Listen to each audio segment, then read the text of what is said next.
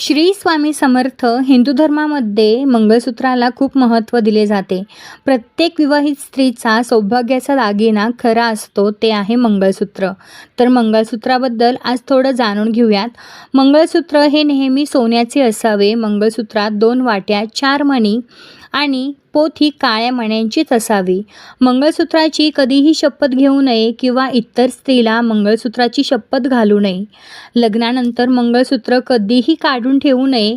तसेच स्वतःचे मंगळसूत्र इतर कोणासोबत शेअर करू नये किंवा परत स्त्रीला परिधान करण्यासाठी देऊ नये.